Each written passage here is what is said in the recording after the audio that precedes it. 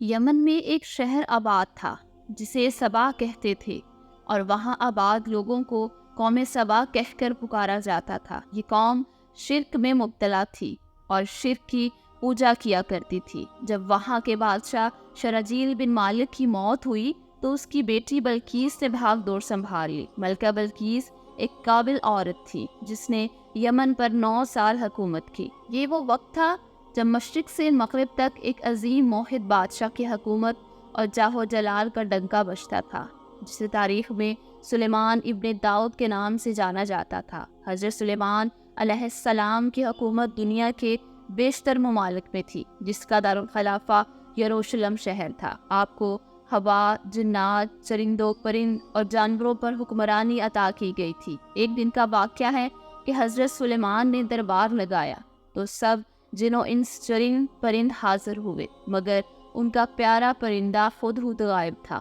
آپ نے پوچھا، ہدہد کہاں ہے؟ جب وہ نظر نہ آیا تو حضرت سلیمان نے کہا، اگر وہ اپنی غیر حاضری کی کوئی مناسب وجہ نہ بنا سکا تو اسے ذبح کر دیا جائے گا۔ ابھی یہ گفتگو ہو رہی تھی کہ ہدہد حاضر ہو گیا۔ پوچھا گیا، تم کہاں تھے؟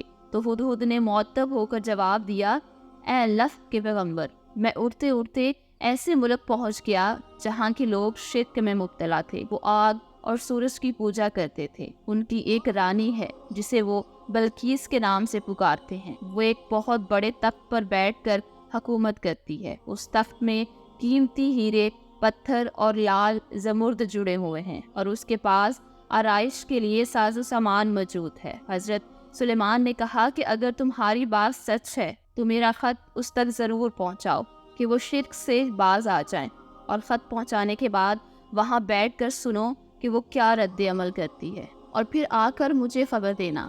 سلیمان علیہ السلام نے خط روانہ کیا جو کچھ یوں تھا، شروع اللہ کے نام سے جو بڑا مہربان نہایت رحم کرنے والا ہے۔ یہ عزت والا خط سلیمان ابن داؤد کی جانب سے ملکہ سبا بلقیس کی طرف ہے۔ جو ہدایت کی پیروی کرے اس کے لیے سلامتی ہے۔ مجھ پر غلبہ کی خواہش نہ کرو، میرے مقابلے میں سرکشی اختیار نہ کرو، بلکہ فرما برداری اختیار کرو اور میرے پاس آ جاؤ۔ یہ خط دراصل ملکہ سبا اور اس کی قوم کی طرف دعوت اسلام تھی۔ ہدہد نے یہ خط لے جا کر ملکہ بلقیس کی گود میں گرا دیا۔ ملکہ کے دربار میں اس وقت 300 کے قریب سردار تھے۔ انہوں نے جب یہ خط پڑھا تو طیش میں آ گئے اور کہا کہ یہ ہماری توہین ہے، ہمیں اس کا سخت جواب دینا چاہیے۔ مگر ملکہ بہت سمجھدار تھی کہ خط سے پتہ چل رہا ہے کہ یہ کوئی عام شخص نہیں، خدا کا کوئی پیغمبر ہے، لہٰذا ہمیں حکمت سے کام لینا چاہیے۔ اس نے کہا کہ میں حضرت سلیمان کی طرف ایک تحفہ بیچتی ہوں، اگر انہوں نے قبول کر لیا تو وہ بادشاہ ہے اور میں اس سے جنگ کروں گی، لیکن اگر اس نے قبول نہ کیا تو وہ پیغمبر ہے اور میں اس کی پیروی کروں گی۔ ہدہد یہ ساری گفتگو سن رہا تھا اور جا کر ساری گفتگو حضرت سلیمان کو بتا دی۔ حضرت سلیمان نے جنات کو حکم دیا کہ شہر داخل ہونے والے سارے راستوں پر سونے چاندی کا فرش بچھا دیا جائے، راستے کے دونوں طرف عجیب الخلقت جانور کھڑے کر دیے جائیں، اور تمام کرسیوں کو سونے اور چاندی کا کر دیا جائے، دربار کو ہیرے جواہرات سے مزین کر دیا جائے۔ ادھر ملکہ بلقیس نے حضرت سلیمان کے تحائف روانہ کیے، جن میں سونے کی اینٹیں، جواہرات، غلام، کنیزیں اور ملکہ کا ایک خط بھی تھا۔ تمام تحائف لے کر قاصد حضرت سلیمان علیہ السلام کے پاس پہنچے تو انہوں نے یہ سب دیکھا تو شرمندہ ہوئے۔ حضرت سلیمان نے ملکہ کے قاصدوں سے کہا، کیا تم لوگ مال سے میری مدد کرنا چاہتے ہو؟ مگر دیکھ لو، جو اللہ نے مجھے دے رکھا ہے وہ اس سے بھی زیادہ ہے جو تمہیں دے رکھا ہے، لہٰذا تمہارا تحفہ تمہیں مبارک ہو۔ اب تم تحائف کے ساتھ واپس جاؤ اور ملکہ بلقیس سے کہنا کہ ہمارا انتظار کرے، ہم زبردست لشکر لے کر آئیں گے۔ جب یہ خبر ملکہ بلقیس کو پہنچی تو وہ سمجھ گئی کہ واقعی اللہ کے نبی ہیں، لہٰذا ملکہ بلقیس نے حضرت سلیمان کی خدمت میں حاضر ہو کر فرمانبرداری ظاہر کرنے کا فیصلہ کیا۔ جب حضرت سلیمان علیہ السلام تک یہ پیغام پہنچا تو آپ نے اپنے درباریوں سے کہا کہ تم میں سے کون ہے جو ملکہ کی فرمانبرداری سے پہلے ملکہ کا تخت اٹھا کر میرے پاس لے آئے؟ دیو ہیکل جن نے کہا کہ آپ کے دربار برخاست کرنے سے پہلے میں اسے لا سکتا ہوں، میں اس کام کی پوری قوت رکھتا ہوں اور امانت دار بھی ہوں۔ پھر ایک اور شخص جس کے پاس کتاب کا علم تھا کہا کہ میں یہ تخت آپ کو آپ کے پلنگ چھپکنے سے پہلے ہلا دوں گا۔ پھر حضرت سلیمان نے اس تخت کو اپنے پاس رکھا ہوا دیکھا تو پکار اٹھے، یہ میرے پروردگار کا فضل ہے تاکہ وہ مجھے آزمائے کہ میں شکر کرتا ہوں یا نہ شکری، اور جو شکر کرتا ہے اس کا شکر اپنے ہی لیے مفید ہے، اور اگر کوئی نہ شکری کرے تو میرا پروردگار بے نیاز ہے۔ اس تخت کی لمبائی 80 ہاتھ، عرض 40 ہاتھ اور اونچائی 30 ہاتھ تھی۔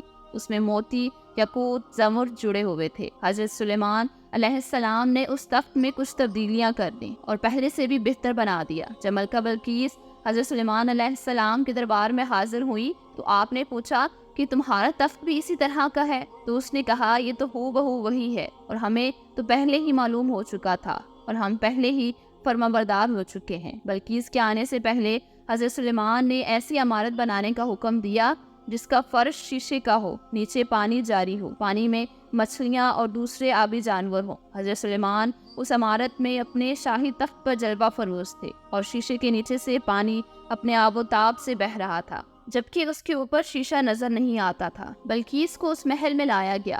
جب اس نے فرش کو دیکھا تو سمجھی پانی کا ایک حوض ہے، لہٰذا پنڈلی سے کپڑا اٹھا لیا۔ سلیمان علیہ السلام نے کہا، یہ تو شیشے کا چکنا فرش ہے۔ تب وہ شرمندہ ہوئی اور بول اٹھی، اے میرے پروردگار، میں سورج کی پوجا کر کے اپنے آپ پر ظلم کرتی رہی ہوں، اور اب میں نے سلیمان علیہ السلام کے ساتھ اللہ کی اطاعت قبول کر لی۔ لہٰذا بلقیس کو یہ ظاہر ہو گیا جس طرح وہ شیشے کے صحن کو گہرے پانی کا حوض سمجھ بیٹھی، اسی طرح اس نے اور اس کی قوم نے سورج کی چمک دمک دیکھ کر اسے معبود سمجھ بیٹھے۔ اسے اپنی غلطی پر نہایت شرمندگی ہو گئی۔ اس واقعے کے بعد ملکہ سبا مسلمان ہو گئی۔